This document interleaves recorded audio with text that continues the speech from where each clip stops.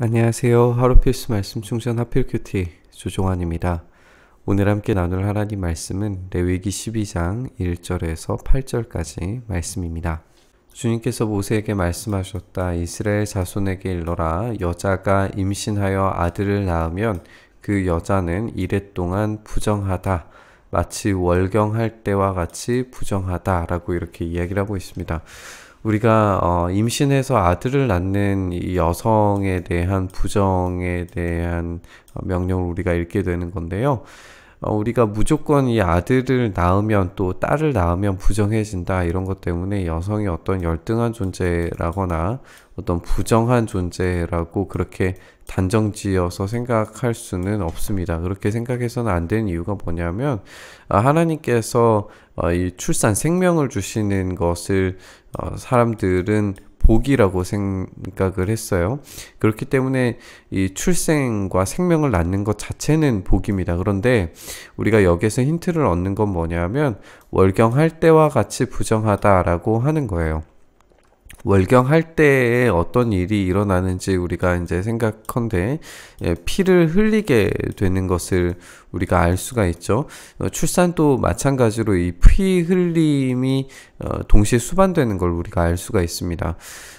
이 생명을 상징하는 이 피가 흘려진다. 그러니까 생명이 빠져나간다. 이 말 자체가 뭐냐면 이 완전함에서 부족한 상태로 들어가게 된다라고 하는 걸 우리가 생각을 할 수가 있죠.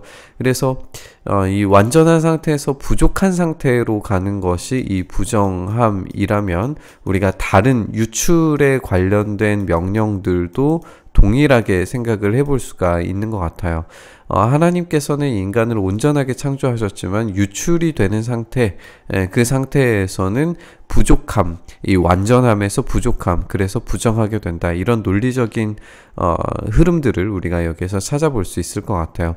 어쨌든 이렇게 출생 자체는 복이고 하나님께서 주시는 은혜이지만 이 출생이 필연적으로 부족함과 부정함을 낳게 되는 것은 굉장히 아이러니한 상황입니다. 하지만 이것이 이제 어떻게 보면 우리의 상태를 설명해주는 아주 적절한 이야기가 될 수 있을 것 같아요. 우리는 하나님의 은혜 아래에서 태어나는 존재이지만 동시에 우리는 부족하고 불완전한 존재로서 태어날 수밖에 없습니다. 그렇기 때문에 우리는 은혜가 필요하고 하나님의 돌보심이 필요하다라고 하는 이런 논리적 흐름도 여기에서 찾아볼 수 있을 것 같아요. 여드레째 되는 날에는 아이의 포피를 잘라서 할례를 베풀어야 됩니다. 그런 다음에 산모는 피로 더럽게 된 몸이 깨끗하게 될 때까지 30일 동안 집 안에 줄곧 머물러 있어야 된다.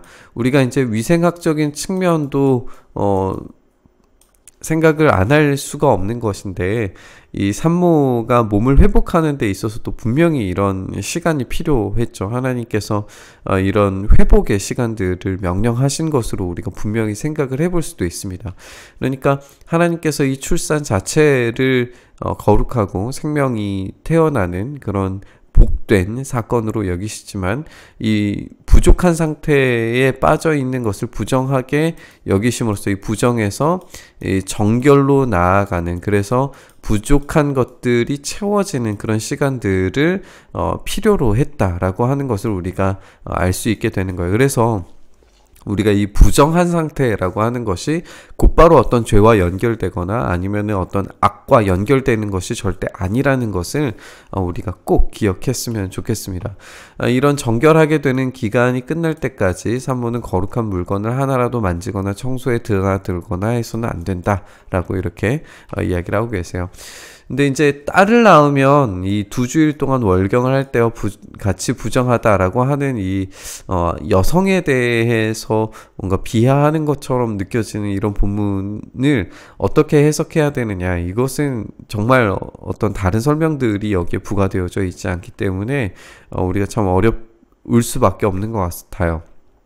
우선은 이 딸을 낳았을 때에 이 부정하게 여겨진다, 이 피로 더럽게 된 몸이 깨끗할 때까지 66일 동안 집 안에 줄곧 머물러 있어야 된다라고 이야기를 하면서 이제 이런 2배가 되는 기간 동안을 더 머물러야 되는 것을 우리가 보게 되는데, 이 아들을 낳았든지 딸을 낳았든지 몸이 정결하여지는 그 기간이 끝나면 산모는 번제로 바쳐질 1년 된 어린 양 한 마리와 속죄제로 바칠 집비둘기 새끼 한 마리와 한 마리나 산비둘기 한 마리를 회막 어기로 가져가서 제사장에게 바쳐야 된다라고 하면서 어떤 방식으로 이제 부정을 계산하고 설명하는지는 우리는 알 수 없지만, 이것이 정결하게 되는 시간을 지나서 이제 제사를 통하여서 다시 거룩으로 나아갈 수 있는 그런 길들이 준비되어져 있다는 것만큼은 확실한 것을 우리가 이 본문을 통해서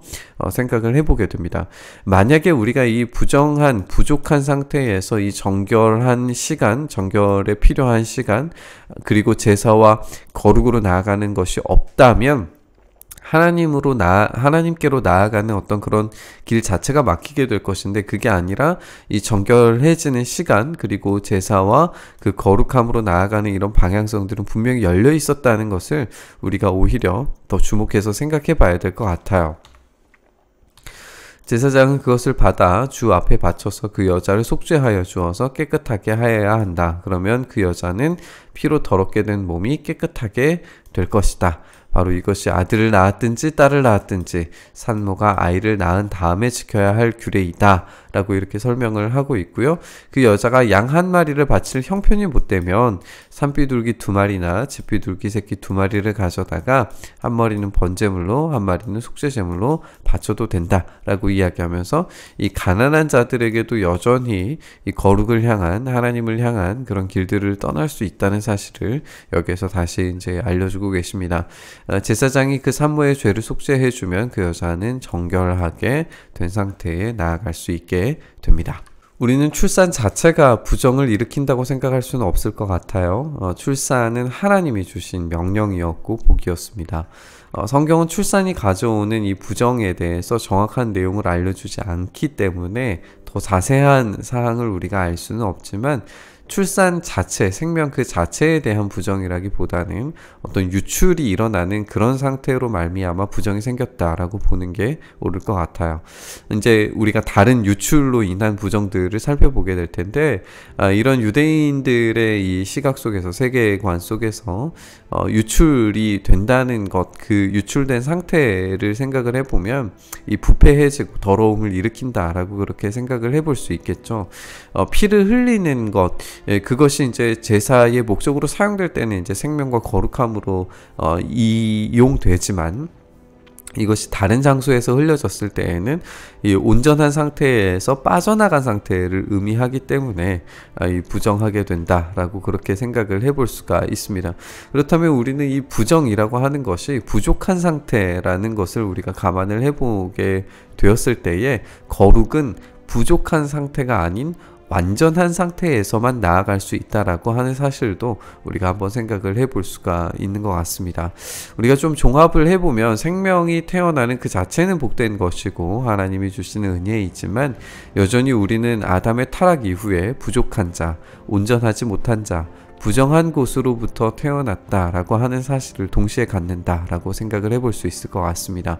이 부정함은 정결함으로 바뀔 수 있는 과정이 필요하고 시간이 필요하고 그런 제사가 분명히 필요합니다. 정결한 존재는 다시 예배의 자리로 나아갈 수 있게 됩니다. 이것이 은혜 중의 죄인, 또 부정한 인간에게 주시는 하나님의 은혜입니다.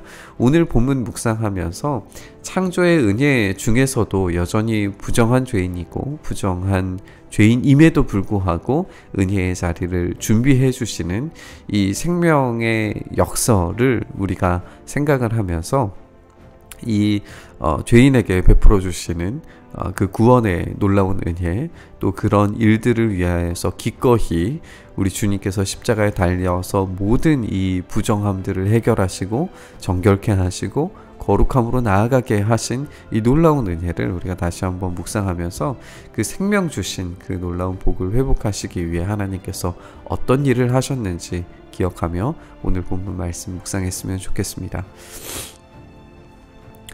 주님, 우리에게 그 생명 주심, 그 생명의 놀라운 은혜를 주심을 기억하며 오늘 본문 말씀 묵상합니다. 우리는 복으로 태어난 존재이지만 여전히 부정한 존재이고 거룩으로 나아가야 할 존재라는 사실을 이 본문을 통해서 생각합니다. 주님, 우리를 위하여서 그 온전한 거룩을 대신해 주신 놀라우신 사랑을 기억합니다. 그래서 우리가 부정한 존재가 아니라 완전한 존재로, 부족한 존재가 아니라 채워주신 존재로 하나님 앞에 나아갈 수 있게 됨을 다시 기억합니다. 주님, 이 놀라운 은혜 아래, 이 사랑 아래 오늘도 온전히 머무는 삶 살게 하여 주시옵소서. 그렇게 우리 가운데 일하시기를 간절히 소망하며 우리 주님 예수 그리스도의 이름으로 기도드리옵나이다. 아멘.